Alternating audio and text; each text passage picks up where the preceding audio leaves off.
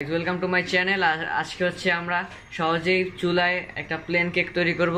So চলেন কিভাবে তৈরি করবেন সেটাই দেখাই, ভিডিওটি স্টার্ট করা যাক।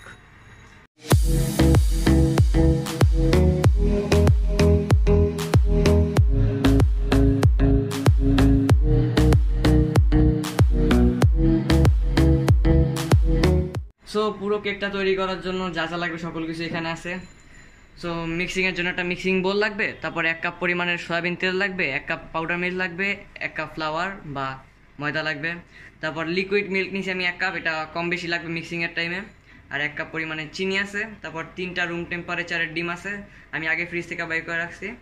আর এখানে হচ্ছে সম্পূর্ণ বেটারটা তৈরি করার পরে চুলায় দেওয়ার জন্য এটা লাগবে। আমি পুডিংয়ের একটা বাটি ইউজ করতেছি, আপনারা চাইলে কেকের যেসব বাটি আছে বাজার পাওয়া যায় ওগুলো ইউজ করতে পারেন। তারপর 1 চামচ পরিমাণের বেকিং পাউডার আছে, তারপর সিলভার ফয়েল নিয়েছি যেটা হচ্ছে এইটার ভিতরে দিব। সো আমি আগে ভিতরে দেওয়ার জন্য এই সাইজ করে কাইটা নিয়েছি, আর সাইডে দেওয়ার জন্য এই সাইজ করে কাইটা নিয়েছি। সো মিক্সিং বোলটা নিয়ে নিলাম সব কিছু সাইড করে। এখন হচ্ছে আর ডিমগুলা দিব এক একে করে।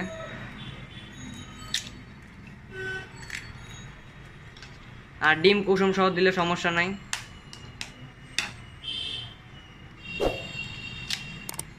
কেকটা অনেক ভালো হবে।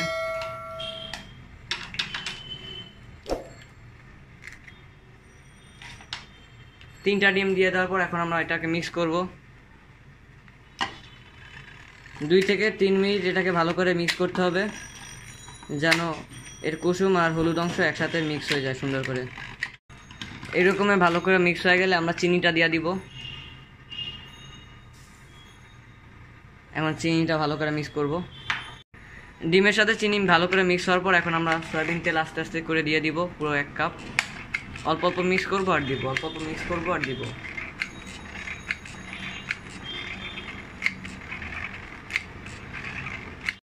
তেলের সাথে ভালো করে মিক্স হয়ে গেছে। সো এখন আমি ময়দাটা দিয়ে দিব।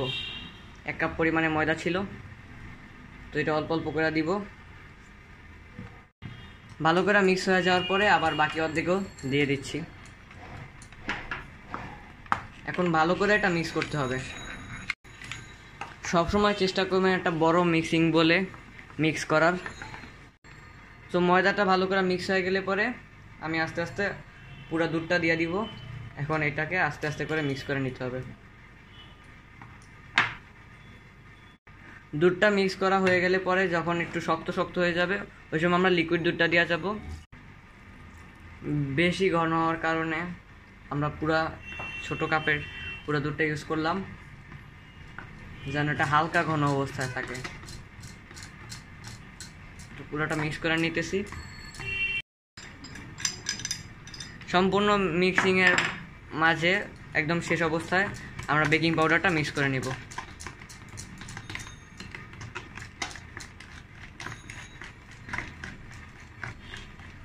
বেকিং পাউডারটা ভালো করে মিক্স করে নিতে হবে।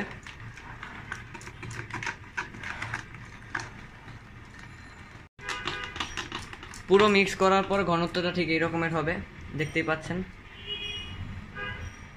এরকমের অবস্থা হইলে পরে ভালো করে মিক্স করে নিব আমরা। তারপর একদম বাটিটাতে ঢেলে পুডিংয়ের বা কেকের।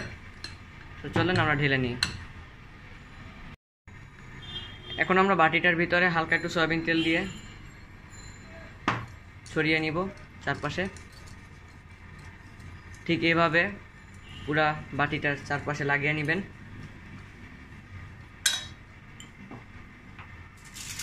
তারপর সিলভার ফয়েলটাকে এভাবে ভিতরে ভালো করে বসিয়ে দিতে হবে।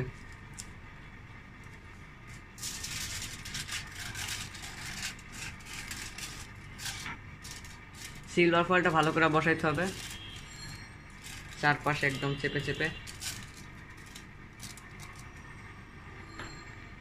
এরপর আমরা আমাদের কেকের যে বিটটা ছিল মিক্স করা সেইটা দিয়ে দিব।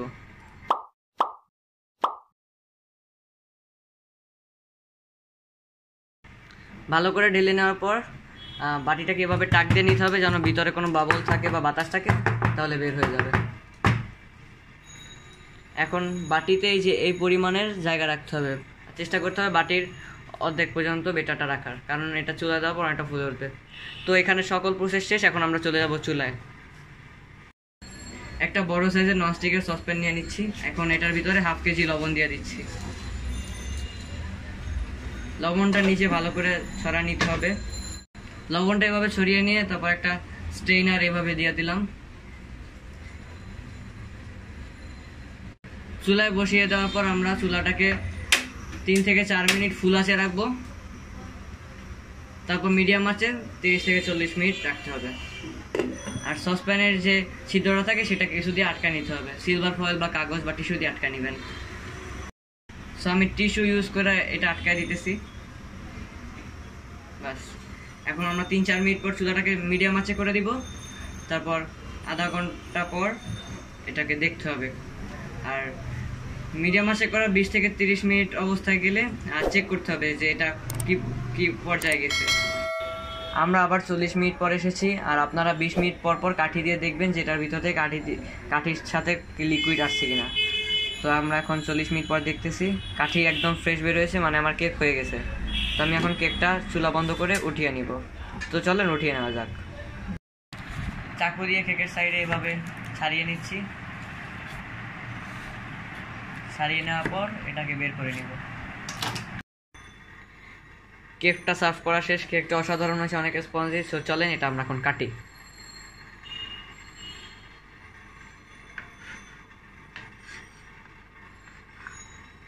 কেকটা অনেক সফট হয়েছে, দেখতেই পারতেছেন।